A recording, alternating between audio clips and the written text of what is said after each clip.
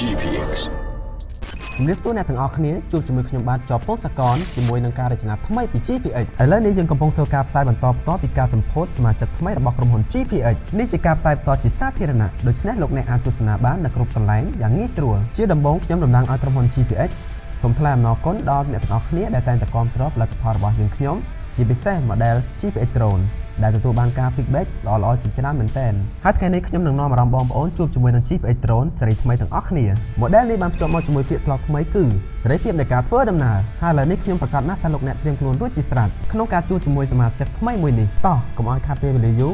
យើងទៅទស្សនាទាំងអស់គ្នា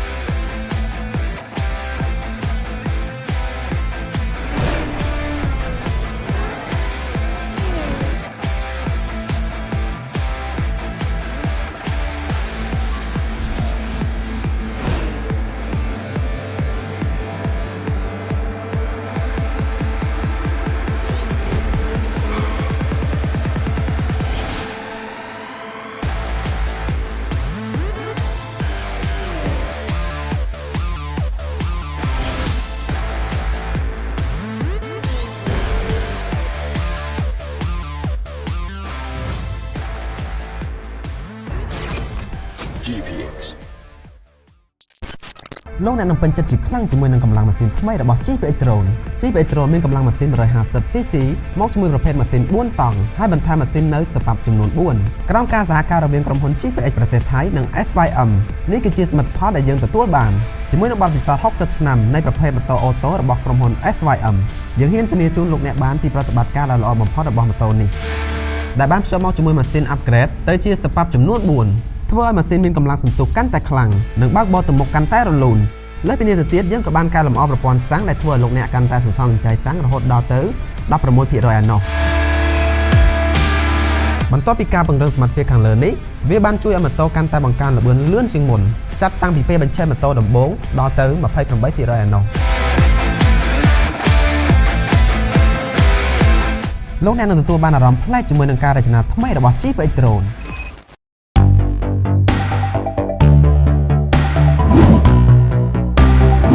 Gpx Drone សេរីភាពនៃការធ្វើដំណើរ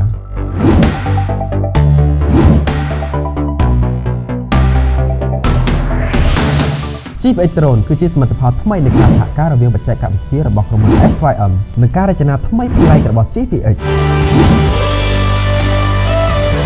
ជាមួយនឹងម៉ាស៊ីនថ្មី Spa 4 ជួយសន្សំសំចៃសាំងបានដល់ទៅ 16% ឯណោះកាន់តែធ្វើឲ្យម៉ូតូមានកម្លាំងសន្ទុះកាន់តែខ្លាំងបើកបោទៅមុខកាន់តែរលូនដ្រូនចូលមកជាមួយប្រព័ន្ធភ្លើង LED ពេញមួយទូម៉ូតូនិងមានកុងទ័រ LCD ច្បាស់ល្អជាមួយនឹងភ្លើងសំញោយ៉ាងស្រស់ស្អាតចង្គៀងមកប្រើប្រាស់អំពូលដល់ទៅ10គ្រាប់ធ្វើឲ្យវាកាន់តែលេចធ្លោជាមួយនឹងភ្លើង LED នៅចង្គៀងខាងក្រោយកែបអង្គុយផ្ដល់ផាសុកភាពទ្វេដងនិងងាយស្រួលតម្រៀតដាក់ជើងរបាំងមុខជួយការពារផលប៉ះពាល់ពីខ្យល់និងទប់ដណ្ដឹងបានល្អកាន់តែសុវត្ថិភាពជាមួយខ្សោ Smart Key ដែលមានតេឡេបញ្ជាថែមទៀតផងមានរន្ធសាកថ្មទូរស័ព្ទដែលធ្វើឲ្យលោកអ្នកអស់បារម្ភជាមួយបញ្ហាអស់ថ្មទូរស័ព្ទកែបម៉ូតូធំទូលាយជាមួយនឹងការរចនាយ៉ាងប្រណិតដល់ទំនុកចិត្តខ្ពស់ជាមួយប្រព័ន្ធហ្វ្រាំង CBS ដែលមានហ្វ្រាំងដេកខាងមុខរង្វង់ 260 មីលីម៉ែត្រនិងមានហ្វ្រាំងដេកខាងក្រោយមានរង្វង់ 220 មីលីម៉ែត្រជាមួយនឹងការរចនាសន្ទះការពារបំពង់ស៊ីម៉ាំងបែបស្ពណ៌មានក្លុបដាក់អីវ៉ាន់ដែលអាចដាក់មួកសុវត្ថិភាពមួយយ៉ាងធំទូលាយ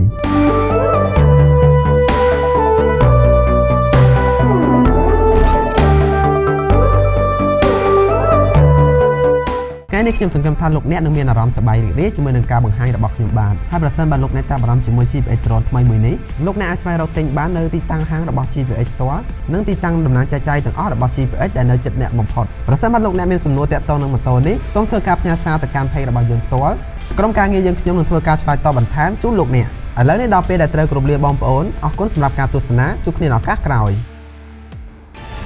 Gpx